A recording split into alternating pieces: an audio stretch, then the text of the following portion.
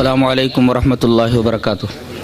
ان الحمد للہ نحمده ونستعینه ونستغفره ونعوذ باللہ من شرور انفسنا من سیئات اعمالنا من يهده الله فلا مضل له ومن يضلل فلا هادي له واشهد ان لا اله الا الله وحده لا شريك له واشهد ان محمدا عبده ورسوله. یا ایہا الذین آمنوا اتقوا اللہ حق تقاته ولا تموتن الا وانتم مسلمون. یا ایہا الناس اتقوا ربکم الذی خلقکم من نفس واحدۃ وخلق منها زوجها وبث منہما رجالا کثیرا ونساء واتقوا اللہ الذی تساءلون به والارحام ان اللہ کان علیکم رقیبا. یا ایہا الذین آمنوا اتقوا اللہ وقولوا قولا سدیدا یصلح لکم اعمالکم ویغفر لکم ذنوبکم ومن یطع اللہ ورسولہ فقد فاز فوزا عظیما. اما بعد فإن خير الحديث كتاب الله وخير الهدي هدي محمد صلى الله عليه وسلم وشر الأمور محدثاتها وكل محدثة بدعة وكل بدعة ضلالة الضلالة في النار. أعوذ بالله من الشيطان الرجيم. بسم الله الرحمن الرحيم.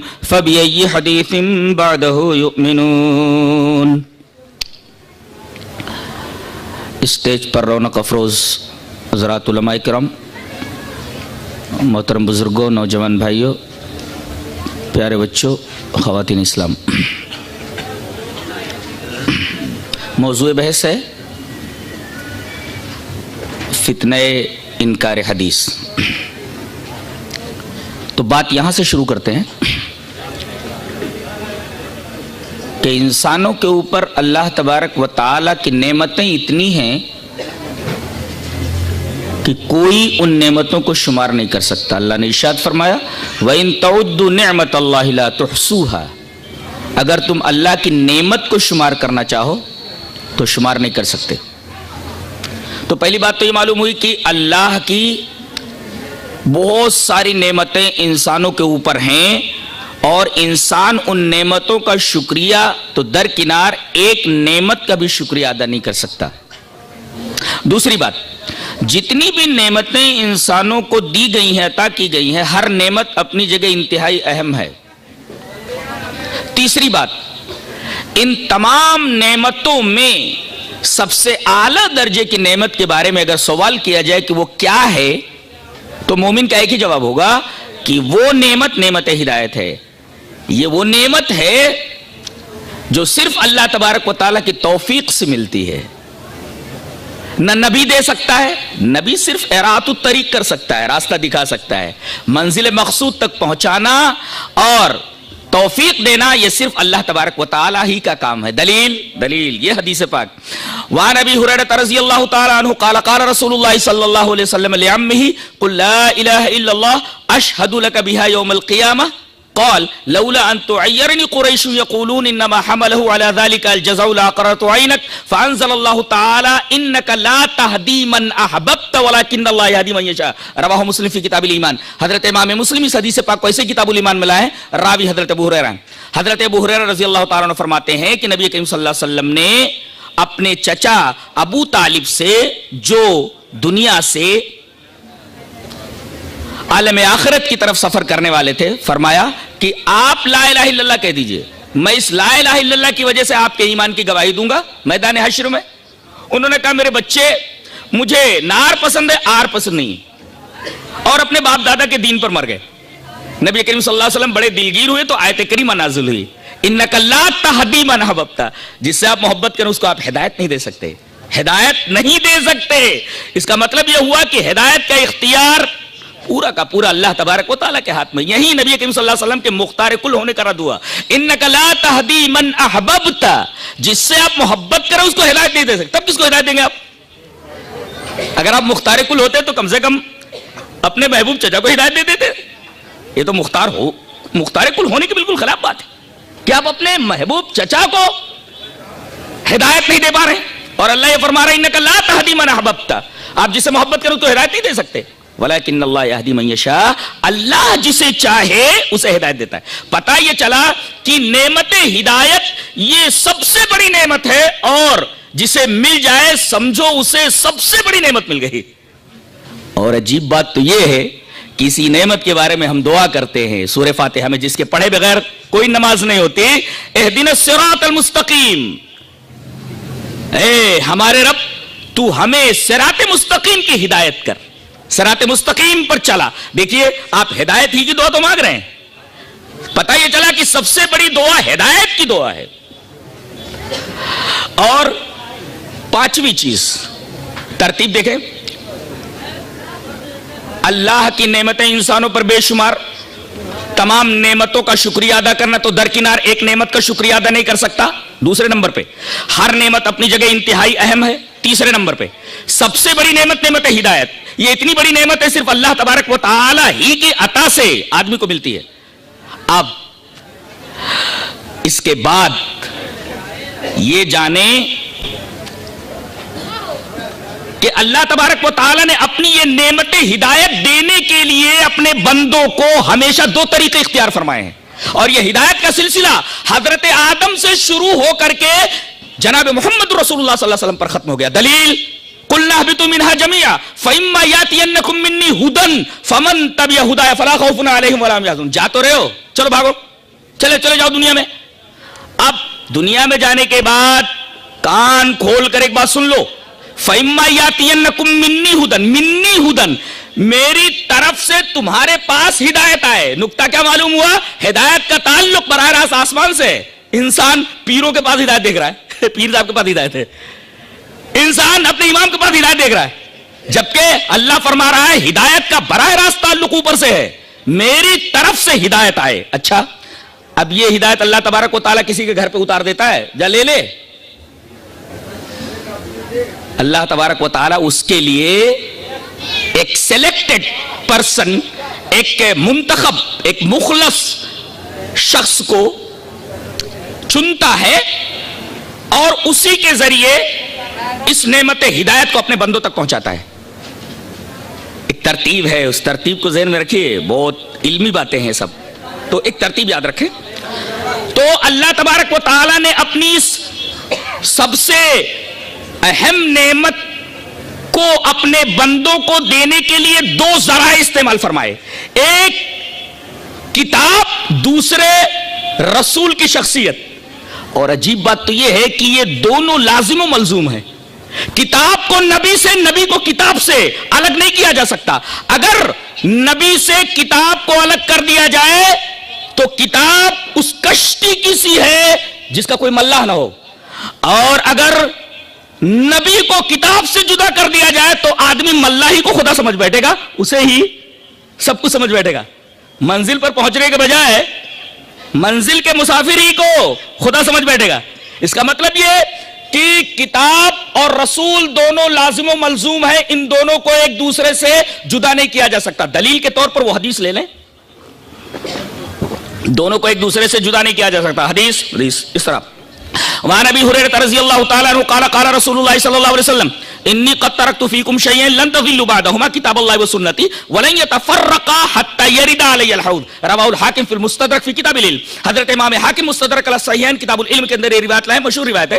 حضرت ابو ہریرہ فرماتے ہیں کہ جناب محمد رسول اللہ صلی اللہ علیہ وسلم نے ارشاد فرمایا، میں نے تمہارے درمیان دو چیزیں چھوڑ دی ہیں، ان کے بعد تم کبھی گمراہ نہیں ہوگے، اللہ کی کتاب اور میری سنت۔ دیکھیں آپ، رسول اور کتاب کو ایک ساتھ کر دیا گیا اور فرمایا گیا وَلَن يَتَفَرَّقَا، یہ دونوں الگ ہو ہی نہیں سکتے یہاں تک کہ میرے پاس حوض کے اوپر آ جائے۔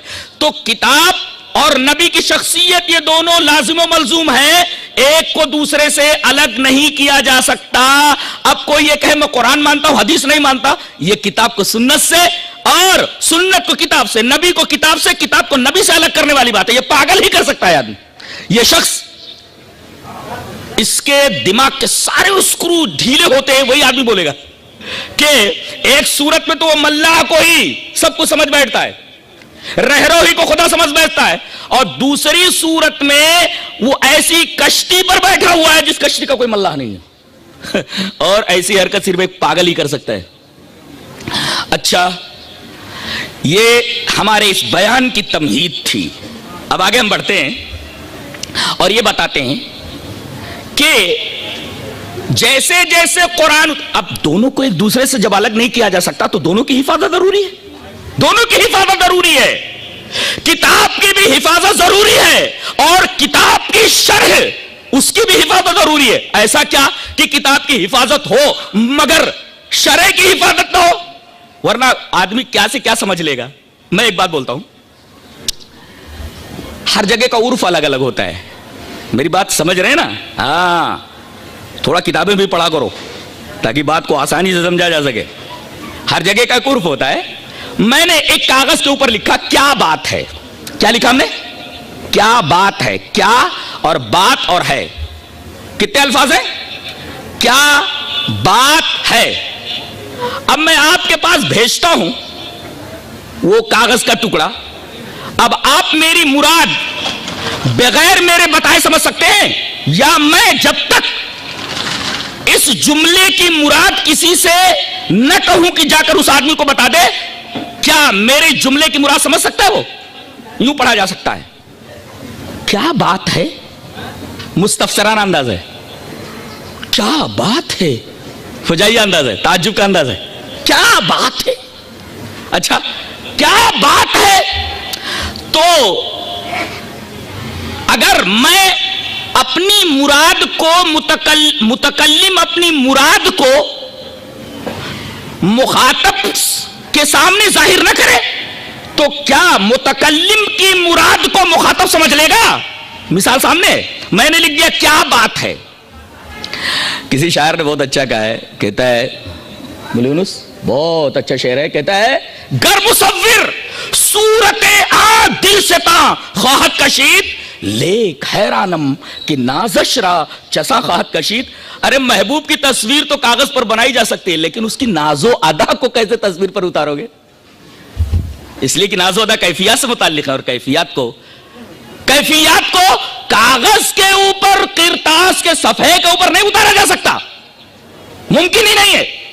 کاغذ کے اوپر محبوب کی تصویر بنائی جا سکتی ہے, محبوب کی ادائیں نہیں ظاہر کی جا سکتی. اور شاعر نے بالکل صحیح کہا, گر مصور صورت آ دل سے تا خواہت کشید لیک حیرانم کہ نازش را چسا خواہت کشید. یہ تو مانتے ہیں کہ مصور محبوب کی تصویر کھینچ دے گا, لیکن میں حیران ہوں کہ محبوب کی اداؤں کو کیسے کاغذ کے اوپر اتارے گا. میں نے آپ کے پاس لکھ کر کے دے دیا کیا بات ہے. اب جب تک میں نہ سمجھاؤں کہ اس سے میں مراد لے رہا ہوں کیا بات ہے, میں تعجب مراد لے رہا ہوں, آپ سمجھ پائیں گے کہ میں کیا کہنا چاہتا ہوں, میری مراد کیا ہے. ایسے ہی اللہ تبارک و تعالیٰ کے کلام کی ایک مراد ہوتی ہے, جب تک اس مراد کو اللہ نہ سمجھائے بندہ لغت سے حل کر پائے گا کہ یہ مراد ہے. اور لغت بیچاری لولی لنگڑی. میں ایک مثال دیتا ہوں. انگریزوں کے زمانے میں ایک انگریز کلکٹر کے ہاں ایک میر منشی تھے بیچارے. علماء بھی دھیان دے الحمدللہ کہ ایک انگریز کلکٹر کے ہاں ایک میر منشی بطور اجیر, بطور خادم ایک خدمت پر مامور تھے, کچھ لکھنے اکھنے کے. اچھا, انگریز کو اردو بڑی اچھی آتی تھی اور منشی جی سے بار بار یہ کہتا تھا تم انڈین ہو, تمہاری زبان اردو ہے, لیکن میں تم سے اچھی اردو جانتا ہوں. اب یہ خون کے گھونٹ پیتے رہتے, کچھ جواب نہ دیتے. ملازمت کا سوال تھا, نوکری کا سوال تھا, کہیں پلٹ کر کے جواب دیتے تو نوکری ہاتھ سے نہ چلی جائے. ایک دن آیا اور میز پر مکہ مار کر کے بولا منشی جی میں تم سے اچھی اردو جانتا ہوں. منشی جی سے رہا نہیں گیا, وہ بھی تیش میں آ گئے, غضبناک ہو گئے. کہا کہ آپ اردو کی ابجد بھی نہیں جانتے. اردو کی ابجد نہیں جانتا ہوں, ثابت کیجئے, امتحان لے لیجئے. کہا کہ امتحان لوں تو بغلے جھانکنے لگو گے. بغلے جھانکنے لگے ہو. کلکٹر صاحب بغلے جھانکنے لگے تو منشی جی مسکرا پڑے. کہا کہ کیوں مسکرا رہے ہو؟ کہا بغلے کیوں جھانک رہے ہو؟ کہا کہ ابھی تم بولے نا امتحان لوں تو بغلے جھانکنے لگو گے. کہا کہ اس کا کیا مطلب؟ کہا لغت سے حل کر لو. اب وہ کھولتا ہے لغت, بغل دیکھ لیتا ہے تو بغل اس کو بولتے ہیں. کھولنا, جھانکنا, وہ سب دیکھتا ہے. جھانکنا ایسے سے دیکھیں. اب بغل کو لغت میں دیکھ لیتا ہے, جھانکنے کا معنی دیکھ لیتا ہے, اور اس کے بعد آتا ہے کہتا ہے منشی جی میں نے سمجھ لیا اس جملے کا مطلب جو آپ نے کہا تھا. کہا کہ کیا مطلب ہے؟ کہا کہ بغل مانے بغل یہ, اور جھانکنا کا مطلب یہ مطلب ہوتا ہے بغلے جھانکنے. منشی جی ہنسنے لگے. کہا کہ یہ عرف ہے, یہ ایک محاورہ ہے, عرف ہے یہ. بغلے جھانکنے کا وہ مطلب نہیں ہے تم نے لغت سے حاصل کیا ہے. کہا بغلے جھانکنے کا مطلب؟ بولے تحیر سے کنایا ہے. تحیر سے کنایا بولے اس کا مطلب اگر میں امتحان لوں تو تم حیرت میں پڑ جاؤ گے. گویا یہ جملہ تحیر سے کنایا ہے کہ اگر میں امتحان لوں تو تم بغلے جھانکنے لگو گے, یعنی حیرت زدہ ہو جاؤ گے. بتائیے وہ اتنی اردو جانتا تھا لیکن بغلے جھانکنا جو ایک عرف ہے اس کا مطلب نہیں سمجھ سکا. ارے جب ایک انسان کی بات کو ایک انسان نہیں سمجھ سکتا تو جو عرش پر مستوی ہے اس کے کلام کا مفہوم اور اس کی مراد بغیر بتائے انسان کیسے سمجھ سکتا ہے؟ اگر کوئی آدمی دعویٰ کرے اس کے دماغ کے سارے پیچ سارے اسکرو ڈھیلے ہیں, اسے بات کرنا ہی بیکار ہے. اسی وجہ سے منکرین حدیث سے جلدی بات نہیں کرتا میں. پاگلوں سے بات کی جاتی ہے, سارے پیچ ڈھیلے ہوں ان سے بات کی جاتی ہے. رہا یہ مسئلہ کہ حفاظت نہیں ہوئی متن کی, ارے متن حدیث کی یعنی قرآن کی حفاظت ہو. لیکن میں بولتا ہوں کہ صرف ایک سوال کا جواب دے دو, اگر حدیث کو نہیں مانتے ہو تو بتاؤ کیا ثبوت ہے تمہارے پاس کہ قرآن اللہ کا کلام ہے؟ اب منکرین حدیث کیا بولیں گے کہ قرآن اللہ کا کلام ہے, ہم ثبوت میں قرآن پیش کریں گے. ارے یہ تو مقابلہ ہے, تحکم ہے, مقابلہ ہے. اس لیے کہ جو دعویٰ میں دلیل ہے, منطق کا ایک طالب علم جوتا اڑا کر کے سر پہ مارے گا کہ جو دعویٰ میں دلیل ہے, جو دلیل میں دعویٰ ہے, تو پاگل پنا ہے یہ. بھائی آپ نے کیسے جانا کہ قرآن اللہ کا کلام ہے؟ بولے قرآن سے. ارے یہ جو دعویٰ ہے وہی دلیل ہے, دلیل الگ ہونی چاہیے دعوے سے, کوئی دوسری چیز لاؤ. جو دعویٰ ہے وہی دلیل ہے. یعنی اگر حدیث کو نہ مانا جائے تو قرآن بھی مشکوک ہو جائے گا کہ اللہ کا کلام ہے بھی کہ نہیں ہے. ایک چیز ذہن میں رکھی جائے. اور دوسرے کہا یہ گیا کہ اس کی حفاظت نہیں ہوئی. ارے اللہ تبارک و تعالیٰ نے جس طریقے سے قرآن کی حفاظت فرمائی کہ جیسے جیسے قرآن اترتا گیا سینوں میں محفوظ ہوتا گیا, سفینوں میں محفوظ ہوتا گیا, لوگ اس کو یاد کرتے گئے اور اسے لکھتے گئے, ایسے ہی حدیثوں کو بھی یاد کرتے گئے اور حدیثوں کو بھی لکھتے گئے. جس طریقے سے قرآن حکیم کا مطلب سینوں اور سفینوں میں محفوظ ہوتا گیا, اسی طرح قرآن حدیث پاک نبی کریم صلی اللہ علیہ وسلم کی باتوں کو بھی لکھا جاتا رہا, یاد کرتا جاتا رہا. بطور دلیل حدیث یہ رہی. وان عبداللہ ابن عمرو رضی اللہ تعالیٰ عنہ قال كنت اكتب كل شيء اسمعه اريد حفظه فنهتني قريش وقالوا اتكتب كل شيء تسمعه ورسول الله صلى الله عليه وسلم بشر يتكلم في الغضب والرضا فامسكت عن الكتاب فذكرت ذلك لرسول الله صلى الله عليه وسلم فأومى بإصبعه إلى فيه فقال اكتب فوالذي نفسي بيده ما يخرج منه الا حق رواه ابو داؤد في کتاب العلم. حضرت امام ابو داؤد اس حدیث پاک کو ایسے ہی ابو داؤد شریف کتاب العلم کے اندر لائے. راوی جیسا کہ معلوم ہوا حضرت عبداللہ ابن عمر ہے. حضرت عبداللہ ابن عمر فرماتے ہیں کہ میں نبی کریم صلی اللہ علیہ وسلم کی ہر بات کو لکھ لیا کرتا تھا. کنت اکتب کل شیء اسمعه من رسول اللہ صلی اللہ علیہ وسلم. رسول اللہ صلی اللہ علیہ وسلم جو بات بولتے میں اسے لکھ لیا کرتا تھا.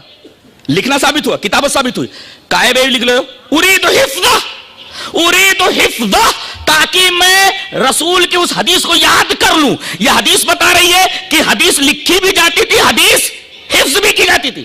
جو طریقہ حفاظت کا قرآن حکیم کا تھا وہی حفاظت کا طریقہ, جو طریقہ متن کا تھا وہی طریقہ حفاظت کا اس کی شرح کا بھی تھا. اعتراض کیا جاتا ہے کہ بھئی بعد میں چل کر کے بہت ساری موضوع اور من گھڑت اور ضعیف حدیثیں صحیح حدیثوں میں گھس گئی. اس کا بھی انتظام اللہ تبارک و تعالیٰ نے کر لیا. ایسے ایسے لوگوں کو تیار کیا. میں ایک مثال دیتا ہوں اور حیران کر دوں گا آپ کو اس مثال سے کہ ایک ایک راوی کے پورے حالات زندگی کو چھان مارا گیا اور اللہ تعالیٰ نے فرمایا تھا کہ کسی خبر کو ایکسپٹ کرنے سے پہلے اس کی تحقیق کر لو. اس کا مطلب یہ ہوا خبر اگر محقق ہو جائے تو مان لو. اس آیت کریمہ پر عمل کرتے ہوئے محدثین نے راویان حدیث کا پورا کچا چٹھا کھول ڈالا. میں ایک مثال دیتا ہوں, پہلے حدیث پڑھ لیتا ہوں. عن ابی ہریرہ رضی اللہ تعالیٰ عنہ قال قال النبی صلی اللہ علیہ وسلم کلمتان حبیبتان الی الرحمن خفیفتان علی اللسان ثقیلتان فی المیزان سبحان اللہ و بحمدہ سبحان اللہ العظیم. رواہ البخاری فی کتاب التوحید. امام بخاری رحمۃ اللہ علیہ اس حدیث پاک کو بخاری شریف کے بالکل آخر میں لائے اور یہیں پر بخاری ختم ہو جاتی ہے. یہ بخاری شریف کی آخری روایت ہے. اس کے بعد کوئی روایت نہیں ہے، بخاری ہے خط. راوی کون ہے؟ حضرت ابو ہریرہ. حضرت ابو ہریرہ فرماتے ہیں کہ نبی کریم صلی اللہ علیہ وسلم نے ارشاد فرمایا دو کلمے اللہ کو بہت محبوب ہیں. کلمتان حبیبتان الی الرحمن. بہت عجیب بات کہنے جا رہا ہوں، یہ تمہید ہے اس کی. کلمتان حبیبتان الی الرحمن، دو کلمے اللہ کو بہت زیادہ محبوب ہیں. خفیفتان علی اللسان، زبان پر ادائیگی کے اعتبار سے بہت ہی ہلکے ہیں. ثقیلتان فی المیزان، ہلکے تو زبان پر ہم، اگر میزان عمل پر بھاری ہیں، میزان پر رکھ دیا جائے تو میزان کے پلڑے نیچے چلے جائیں. وہ دونوں کلمے کون سے ہیں؟ سبحان اللہ و بحمدہ پہلا کلمہ، سبحان اللہ العظیم دوسرا کلمہ. برابر. اب میں نے یہ حدیث پیش کی، اب آپ لوگ سن رہے ہیں. میں نے کہاں سے کہا؟ ان ابی ہریرہ رضی اللہ تعالی عنہ قال قال النبی صلی اللہ علیہ وسلم. ابو ہریرہ فرماتے ہیں کہ رسول اللہ صلی اللہ علیہ وسلم نے ارشاد فرمایا کہ دو کلمے اللہ کو محبوب ہے، زبان پر ہلکے ہیں، میزان عمل پر بھاری ہے. سبحان اللہ و بحمدہ سبحان اللہ العظیم. اب کوئی یہ پوچھے منکر حدیث، آپ نے ابو ہریرہ کو دیکھا ہے؟ آپ نے ابو ہریرہ کو دیکھا ہے جو یہاں سے بیان کر رہے ہو؟ میں بولوں گا ابو ہریرہ کو تو دیکھا نہیں ہے، لیکن مجھ سے لے کر کے نبی کریم صلی اللہ علیہ وسلم تک جتنے لوگ ہیں پوری سند میرے سامنے، اس لیے کہ یہ حدیث بخاری شریف میں ہے. اور میں نے یعنی جلال الدین قاسمی نے بخاری شریف پڑھی اپنے استاذ مولانا سعید احمد پالن پوری سے. مولانا سعید احمد پالن پوری نے بخاری شریف پڑھی اپنے استاذ فخر الدین مراد آبادی سے. فخر الدین مراد آبادی نے بخاری شریف پڑھی اپنے استاد محمود الحسن دیوبندی سے. محمود الحسن دیوبندی نے بخاری شریف پڑھی مولانا قاسم نانوتوی سے. مولانا قاسم نانوتوی نے حدیث پڑھی شیخ عبد الغنی مجددی سے. شیخ عبد الغنی مجددی نے بخاری شریف پڑھی اور یہ حدیث پڑھی شاہ عبد العزیز محدث دہلوی سے. شاہ عبد العزیز محدث دہلوی نے بخاری شریف پڑھی شاہ اسحاق دہلوی سے. شاہ اسحاق دہلوی نے بخاری شریف پڑھی اپنے استاد شاہ ولی اللہ محدث دہلوی سے. شاہ ولی اللہ محدث دہلوی نے بخاری شریف پڑھی شیخ ابو طاہر کردی سے. شیخ ابو طاہر کردی نے بخاری شریف پڑھی اور یہ حدیث پڑھی اپنے والد ابراہیم کردی سے. ابراہیم کردی نے بخاری شریف پڑھی اپنے استاد شیخ احمد قشاشی سے. شیخ احمد قشاشی نے بخاری شریف پڑھی اپنے استاد شیخ احمد شناوی سے. شیخ احمد شناوی نے بخاری شریف پڑھی اپنے استاد محمد ابن یوسف رملی سے. محمد ابن یوسف رملی نے بخاری شریف پڑھی اپنے استاد زکریا انصاری سے. زکریا انصاری نے بخاری شریف پڑھی حضرت حافظ ابن حجر اسقلانی سے. حضرت حافظ ابن حجر اسقلانی بخاری شریف پڑھی اور یہ روایت پڑھی اپنے استاد امام تنوخی سے، ابراہیم تنوخی سے. ابراہیم تنوخی نے یہ حدیث پڑھی احمد ابن ابی طالب سے. احمد ابن ابی طالب نے یہ حدیث پڑھی اپنے استاد سراج الحسین ابن مبارک سے. انہوں نے یہ حدیث پڑھی بخاری شریف پڑھی اپنے استاد شیخ عبداللہ الحروی سے. شیخ عبداللہ الحروی نے بخاری شریف پڑھی شیخ عبداللہ ابن مظفر داؤدی سے. شیخ عبداللہ ابن مظفر داؤدی نے بخاری شریف پڑھی شیخ عبداللہ سرخسی سے. شیخ عبداللہ سرخسی نے بخاری شریف پڑھی مشہور محدث محمد ابن یوسف فربری سے. محمد ابن یوسف فربری نے بخاری شریف پڑھی امیر المومنین فی الحدیث حضرت امام محمد ابن اسماعیل البخاری سے. محمد ابن اسماعیل البخاری بولتے ہیں حدثنا احمد ابن اشکاب حدثنا محمد ابن فضیل عن عمارة ابن القعقاع عن ابی زرعة عن ابی ہریرہ قال قال النبی صلی اللہ علیہ وسلم کلمتان حبیبتان الی الرحمن خفیفتان علی اللسان ثقیلتان فی المیزان سبحان اللہ و بحمدہ سبحان اللہ العظیم رواہ البخاری فی کتاب التوحید. اللہ اکبر. آیا مدہ یہ ہے حدیث. بیچاروں نے کہیں الٹی پلٹی کچھ حدیث کی کتابیں پڑھ لی، چند کتابیں پڑھ لی تو ادھر حدیثوں پر اعتراض کرنے لگے. ارے حدیث کا علم حاصل کرو. حدیث کتنا عظیم علم ہے، حیران رہ جاؤ گے. ایک ایک حدیث کو پرکھنے کے لیے ایک ایک حدیث کو سو معیارات سے گزرنا پڑتا ہے. اور محدثین کی پہنی نگاہیں کسی نہ کسی معیار پر گڑبڑ راوی کو پکڑ لیتی ہیں. امت کے ذہین ترین لوگ ہیں محدثین. کچھ سمجھے؟ سمجھ میں آیا؟ یہ ہے حدیث. اب دیکھیں کتنے واسطے ہیں مجھ سے حضرت ابو ہریرہ تک، اور پھر حضرت ابو ہریرہ سے لے کر جناب محمد رسول اللہ صلی اللہ علیہ وسلم تک، اور محمد رسول اللہ صلی اللہ علیہ وسلم سے لے کر جبرائیل تک، اور جبرائیل سے لے کر الرحمن علی العرش استوى، اللہ تبارک و تعالی جو عرش پر مستوی ہے اس تک. یہ سند کہاں تک پہنچ گئی؟ عرش تک پہنچی کہ نہیں؟ محمد صلی اللہ علیہ وسلم اس وقت تک نہیں کہتے جب تک جبرائیل نہیں بولتے ہیں. جب تک جبرائیل نہیں بولتے جب تک اللہ تبارک و تعالیٰ ان سے نہ کہہ دے.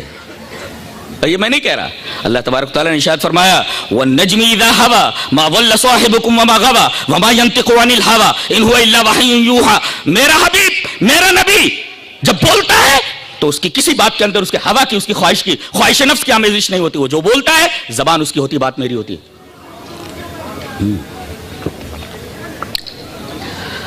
یہاں تک اگر بات سمجھ میں آ گئی ہو تو آئیے چلیے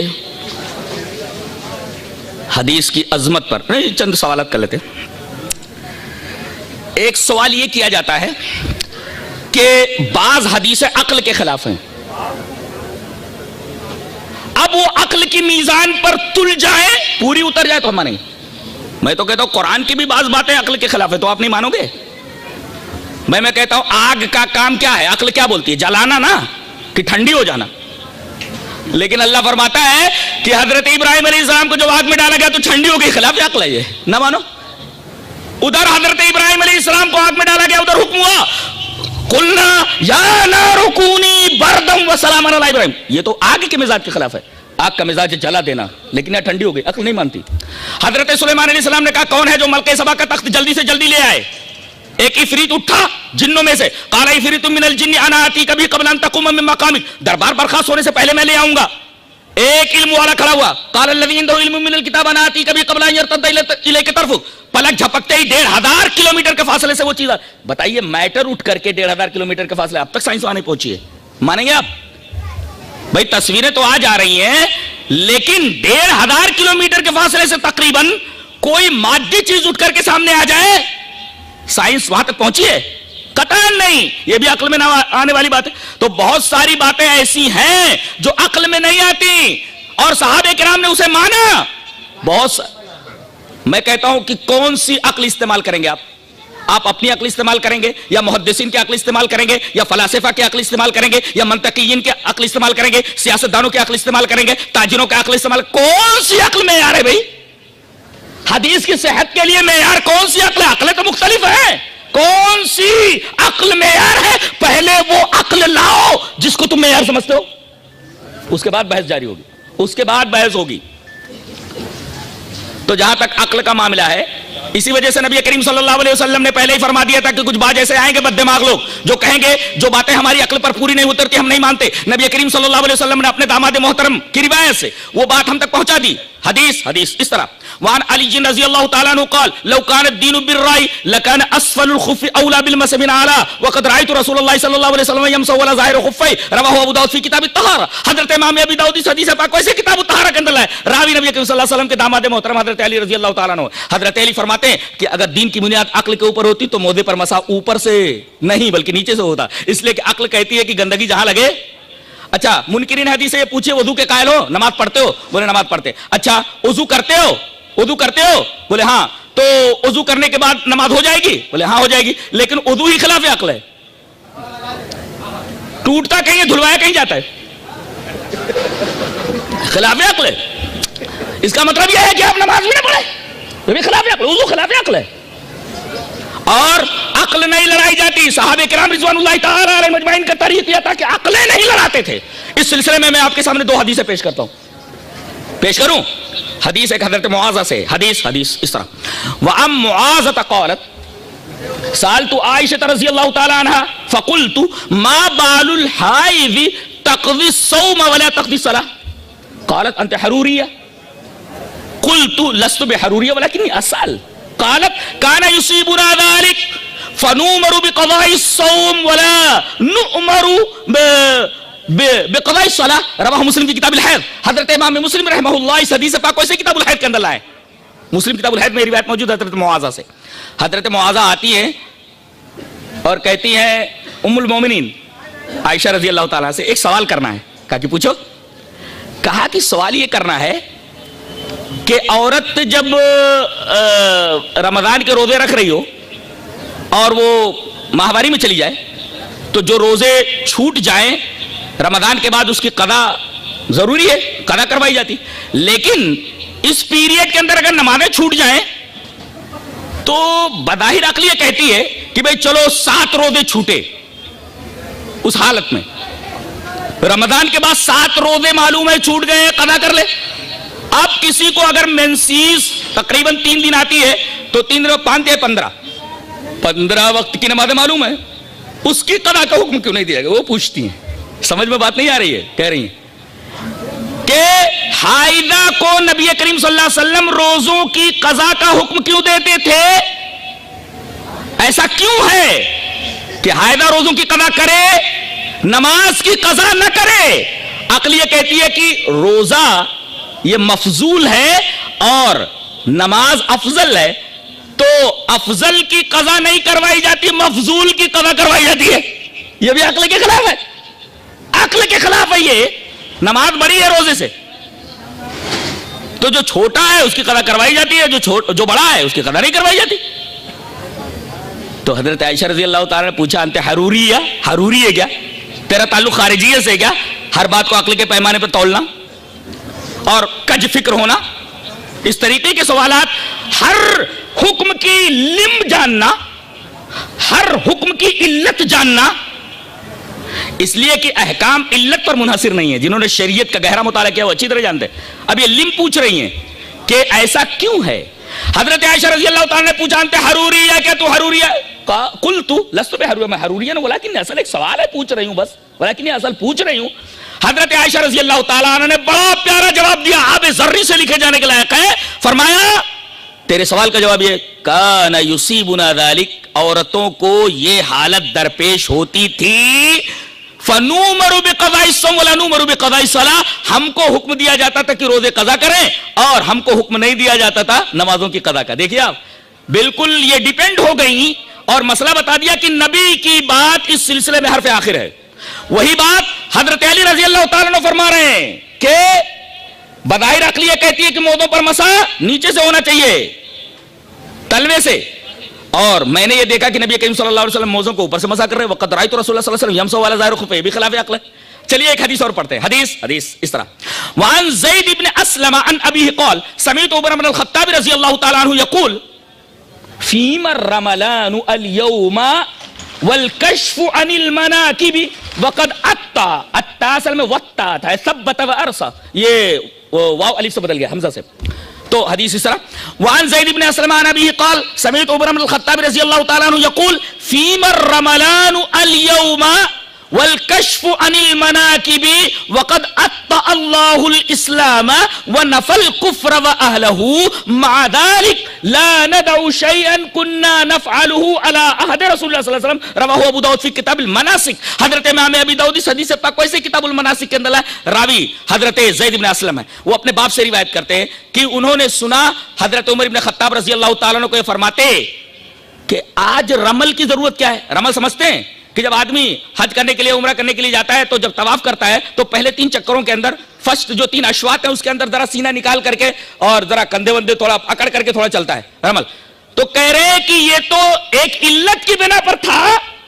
مدینہ سے جب صحابہ کرام آئے تو ان کے کانوں میں یہ بات پڑی کہ مکہ والے کہہ رہے ہیں کہ دیکھو مدینہ چلے گئے، وہاں کی آب و ہوا راس نہیں ہے، کمزور ہو گئے، دیکھو کیسے مرگلے دکھ رہے. تو نبی کریم صلی اللہ علیہ وسلم فرمایا ذرا سینہ نکال کر کے چلو، ذرا دکھاؤ ان کو، ذرا دکھاؤ ان کو تھوڑا سا. اب ظاہر ہے کہ وہ علت ختم ہو گئی فتح مکہ کے بعد، لیکن اس کے بعد بھی آج رمل کیا جاتا ہے. وہی پوچھ رہے فیما الرملان اليوم، آج رمل کی ضرورت کیا ہے؟ والکشف عن المناکب، یہ کندھوں کا کھولنا، کندھے کھول کر کے رمل کرنا، اس کی ضرورت کیا رہ گئی ہے اب؟ لیکن باوجود اس کے دیکھو کہہ رہے ہیں ضرورت نہیں رہ گئی، علت موجود نہیں ہے، اس کے باوجود بھی ہم کرتے رہیں گے ہر وہ چیز جو ہم نبی کے زمانے میں کرتے رہے، ہم اس کو چھوڑنے والے نہیں. مع ذلك لا ندع شيئا كنا نفعله على عهد رسول اللہ صلی اللہ علیہ وسلم. علت ختم ہو گئی مگر اس کے باوجود عقلیہ کہتے ہیں علت ختم ہو گئی تو معلول ختم ہو گیا، ضرورت نہیں اس کی، اس لیے کہ علت موجود نہیں ہے، معلول کی ضرورت نہیں ہے. لیکن حضرت عمر رضی اللہ تعالیٰ نے فرما رہے اس کے باوجود بھی ہم مانتے ہیں ہم کہ نبی کریم صلی اللہ علیہ وسلم نے جو بات فرمائی اس کو ہم کبھی چھوڑنے والے نہیں ہیں. حضرت علی کی روایت آپ نے دیکھی. ٹائم ہو گیا شیخ؟ چل. نبی کریم صلی اللہ علیہ وسلم جو کام کیا کرتے تھے ہم اس کو چھوڑنے والے کسی صورت میں نہیں ہیں. یہ آپ دیکھ رہے ہیں. تو یہ تو عقل کا معاملہ تھا. اچھا ایک سوال اور کرتے ہیں کہ قرآن حکیم اللہ تبارک و تعالیٰ کی کتاب ہے، ایک دستور قانون. بہت غور سے سنیے، بہت ہی اہم سوال کرتے ہیں وہ. اس کا تعلق شرک سے اور توحید سے ہے، لہذا اس کا جواب دیا جانا بہت ضروری ہے. اب دیکھیں اللہ تبارک و تعالی قانون ساز ہے. شرع لکم من الدین, اللہ ہی قانون بنا کر کے دیتا ہے بندوں کو. اب اگر یہ کہہ دیا جائے کہ قرآن کے علاوہ نبی کو بھی اجازت ہے کہ وہ قانون بنائے تو یہ تو شرک فی الحکم ہے.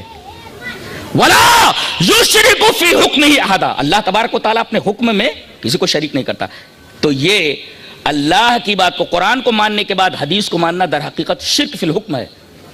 اور اسی وجہ سے تم لوگ جو حدیث کو مانتے ہو مشرک ہو تم, اس لیے کہ قانون بنانے کا حق صرف اللہ تبارک و تعالیٰ کو ہے.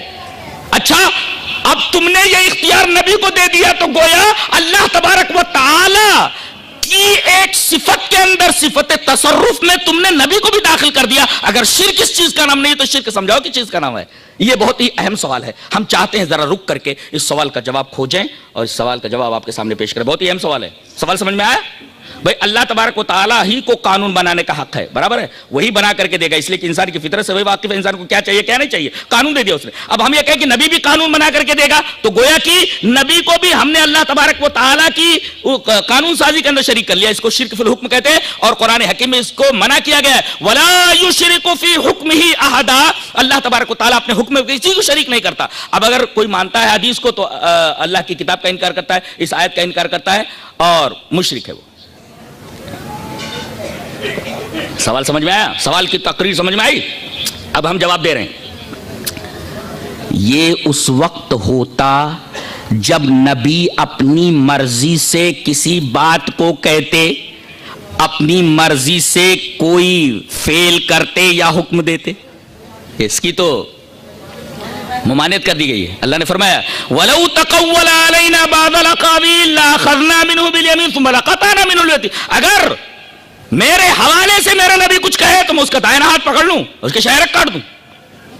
یہ آیات بتا رہی ہیں کہ نبی کریم صلی اللہ علیہ وسلم کو بھی بغیر اللہ تبارک و تعالیٰ کی اجازت کے کوئی قانون اپنے امتیوں کو دینا درست نہیں ہے. اللہ تبارک و تعالیٰ کی اجازت ہوتی ہے. اب بتائیے, دو چیزیں اللہ نے نازل فرمائی, ایک تو متن اور دوسرے حدیث. آئیے وہ حدیث دیکھ لیتے, بات بالکل صاف ہو جاتی ہے. حدیث اس طرح, وعن المقدام ابن معدی قریب عن رسول اللہ صلی اللہ علیہ وسلم انه قال الا انی اوتیت الكتاب ومثله معه الا يوشك رجل شبعان على اريكته يقول عليكم بهذا القرآن فما وجدتم فيه من حلال فأحلوه وما وجدتم فيه من حرام فحرموه الا لا يحل لكم لحم الحمار الأهلي ولا كل ذي ناب من السبع ولا لقطة واحد حتى إلا أن يستغني عنها صاحبها ومن نزل بقوم فعليهم أن يقروه فإن لم يقروه فعليه أن يعقبهم بمثل قراه. رواه ابو داؤد في کتاب السنہ. حضرت امام ابی داؤد اس پوری حدیث کو ایسے ہی کتاب السنہ کے اندر ابو داؤد شریف کے اندر لائے. راوی حضرت مقدام ابن معدی کرب رضی اللہ تعالیٰ عنہ. حضرت مقدام ابن معدی کرب رضی اللہ تعالیٰ عنہ فرماتے ہیں کہ نبی کریم صلی اللہ علیہ وسلم نے ارشاد فرمایا کہ میرے اوپر صرف قرآن نازل نہیں ہوا ہے, اس کے ساتھ ایک اور چیز بالکل اسی طرح نازل ہوئی. مثل کا لفظ خاص طور سے یاد رہے, مثل کا لفظ خاص طور سے یاد رہے کہ مجھے کتاب دی گئی ہے اور اس کے ساتھ بہت اس کا ایک ٹکڑا سمجھنے جیسا ہے. ایک تو آگاہ کیا گیا, یہاں منکرین حدیث کو آگاہ کیا جاتا الا کہہ کر کے, الا اے سنو انی, یہ تاکید کی بات ہے. بے شک اس میں کوئی شک کی بات ہے یہ نہیں, بالکل کلیئر بات ہے کہ اوتیت الکتاب, کہ مجھے قرآن دیا گیا. صرف وہی نہیں, ومثلہ, اسی کے مثل. اب بتائیے دونوں ایک جیسے ہو گئے کہ نہیں؟ قرآن بھی دیا گیا اور اسی کے مثل ایک اور چیز دی گئی اس کے ساتھ ہی. اس کا مطلب یہ ہوا کہ اگر رسول اپنی طرف سے کوئی قانون دیتے تب یہ اعتراض تھا. پتہ یہ چلا کہ جیسے قرآن اللہ نے دیا ہے جو وہی مطلوع ہے, ایسے ہی حدیث بھی دی جو وہی غیر مطلوع ہے. لہذا نبی اگر کوئی بات کہتے ہیں تو در حقیقت یہ شرک فی الحکم ہے ہی نہیں, اس لیے کہ وہ بھی اللہ ہی کی بات ہے. ایک متن ہے اور اللہ کی دوسری بات جو نبی کی زبان سے نکلی ہے. اگر وہ نبی کی زبان سے نکلے تو حدیث ہے, اور اللہ تبارک و تعالیٰ کی طرف انتساب ہو تو وہ قرآن ہے. اعتراض دوسری صورت میں وارد ہوتا ہے، جیسا کہ میں نے اس کا رد کیا اور خلاصہ بیان کر دیا. تو یہ معاملہ بھی بالکل واضح ہو گیا اور اس اعتراض کا دفعیہ بھی آپ کے سامنے پیش کر دیا گیا. رہا بعض مسائل کا سمجھ میں نہ آنا، وہ کہتے ہیں کہ ایسا لگتا ہے ایک حدیث دوسری حدیث سے ٹکراتی ہے، لہذا جب ٹکراؤ ہے تو جس چیز کے اندر ٹکراؤ اس کو چھوڑ دینا چاہیے. ارے اللہ کے بندو، یہ ٹکراؤ تو بظاہر قرآن میں بھی نظر آتا ہے لیکن اس کو ٹکراؤ بولیں گے، بلکہ تطبیق میں دی جاتی ہے. مثلا میں ایک بات بولتا ہوں، اللہ نے فرمایا سورہ فرقان کے اندر وَقَالُوا لَوْلَا نُزِّلَ عَلَيْهِ الْقُرْآنُ جُمْلَةً وَاحِدَةً. کافرین کا یہ کہنا ہے کہ قرآن جملے واحدہ کیوں نہیں نازل کر دیا گیا ایک ساتھ، یعنی دھیرے دھیرے نازل ہوا ہے. برابر ہے، آیت کریمہ بول رہی ہے کہ دھیرے دھیرے نازل ہوا، تو آپ کو معلوم ہے 23 سالوں میں نازل ہوا ہے. تدریجن، گریجولی، ایک گریجوئل پروسیس تھا، اس کے ساتھ نازل ہوا ہے قرآن حکیم. اچھا، اس کے بعد ایک جگہ فرمایا گیا اِنَّا أَنزَلْنَاهُ فِي لَيْلَةِ الْقَدْرِ، ہم نے اس پورے قرآن کو لیلۃ القدر میں نازل کر دیا گیا. یہاں کہا گیا پورے قرآن کو ہم نے لیلۃ القدر میں ایک ساتھ نازل کر دیا، اور یہاں کہا جا رہا ہے دھیرے دھیرے نازل ہوا. ٹکراؤ ہے کہ نہیں ہے؟ ٹکراؤ ہے کہ نہیں ہے؟ تو اس ٹکراؤ کا دفعہ آپ کو معلوم ہی ہے. ایسے ہی جب دونوں حدیثیں آپس میں ٹکرائیں، بظاہر تعارض نظر آئے، تو تطبیق کی صورت نکال لی جاتی ہے. اور تطبیق کی صورت جس طرح تم قرآن حکیم میں نکالتے ہو بظاہر دو آیتوں میں تعارض نظر آتے وقت، تو یہی فارمولا اور یہی میتھڈ کیوں نہیں اپلائی کرتے ہو حدیث شریف کے بارے میں؟ یہ میتھڈ اس وجہ سے اپلائی نہیں کرتے ہو کہ حدیثوں کے تعلق سے تمہارے دلوں میں محل بیٹھا ہوا ہے. تم کو حدیث دشمنی اس بات پر مائل نہیں کرتی کہ جو فارمولا تم قرآن حکیم کے بارے میں استعمال کرتے ہو وہی فارمولا تم احادیث کے بارے میں استعمال کرو. بات بالکل بے غبار ہو کر کے سامنے آ گئی. بات بالکل بے غبار ہو کر کے سامنے آ گئی. اب آخری بات، حدیث کی فضیلت پر ایک حدیث پڑھ دیتا ہوں اور بات ختم کرتا ہوں. حدیث اس طرح، وعن زید بن ثابت رضی اللہ تعالی عنہ قال سمعت رسول اللہ صلی اللہ علیہ وسلم يقول نزر اللہ امرأ سمع منا حدیثا فحفظه حتى يبلغه فرب حامل فقه الى من هو افقه منه ورب حامل فقه ليس بفقيه رواه ابو داؤد في كتاب العلم. حضرت امام ابی داؤد اس حدیث پاک کو اسے کتاب العلم کے اندر لائے. راوی حضرت زید بن ثابت ہے. حضرت زید بن ثابت فرماتے ہیں کہ میں نے رسول اللہ صلی اللہ علیہ وسلم کو یہ بیان فرماتے سنا کہ اللہ اس شخص کو تر و تازہ رکھے، ہرا بھرا رکھے، جو میری کوئی حدیث سنے اس کو ویسے ہی یاد کر لے اور اس کو ویسے ہی لوگوں تک پہنچا دے، تو اللہ اس کو ہرا بھرا رکھے. اللہ کے رسول صلی اللہ علیہ وسلم نے حدیث یاد کرنے کے بارے میں حدیث یاد کرنے والوں کے تعلق سے خوشخبری سنائی ہے. اگر حدیث کی کوئی اہمیت نہ ہوتی تو نبی کریم صلی اللہ علیہ وسلم اس کے بارے میں ایسی دعا نہ کرتے. اللہ تبارک و تعالی ہماری عقلوں کو کھول دے اور ہمیں توفیق دے کہ جس طریقے سے ہم قرآن حکیم کے بارے میں یہ یقین رکھتے ہیں کہ اللہ تبارک و تعالی کا کلام ہے، ہم یہ سمجھیں کہ جس طریقے سے قرآن اللہ کا کلام ہے، اللہ تبارک و تعالی نے اپنے رسول کے ذریعے اپنے کلام کی تشریح کروائی ہے، اسی کا نام حدیث ہے. اللہ ہمیں نیک عمل اور اچھی سمجھ کی توفیق عطا فرمائے. وآخر دعوانا ان الحمد للہ رب العالمین. جزاکم اللہ احسن الجزاء. حضرات گرامی، فتنہ انکار حدیث کے بارے میں آپ بہت ہی تفصیلی خطاب سماعت کر رہے تھے.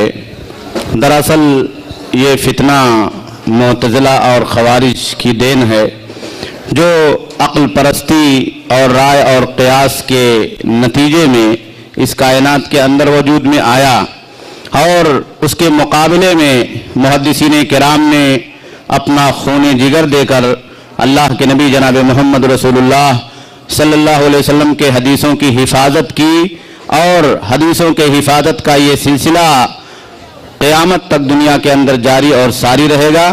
یہ فتنہ معتزلہ اور خوارج کے حوالے سے پوری دنیا کے اندر پھیلا.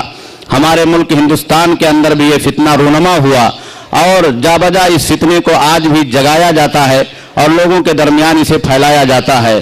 سر سید احمد خان کی نیچریت ہو یا غلام پرویز کی ٹکڑالویت ہو یا اسی طرح سے ہندوستان کے کونے کونے میں اور بر صغیر میں پائے جانے والے اور عالم عرب میں پائے جانے والے ابو ریہ وغیرہ ہوں، جن لوگوں نے اللہ کے نبی صلی اللہ علیہ وسلم کے حدیثوں کو عقل پر پرکھا ہے، قیاس پر تولا ہے اور مختلف ہیلے اور بہانے کر کے آپ کی حدیثوں سے فرار اختیار کرنے کی کوشش کی ہے، جبکہ اس کی کوئی گنجائش باقی نہیں ہے۔ محدثین کے قافلے نے اس کا مقابلہ کیا ہے۔ ہمارے اور آپ کے ملک ہندوستان کے اندر خصوصی طور پر علامہ سید نذیر حسین محدث دہلوی رحمہ اللہ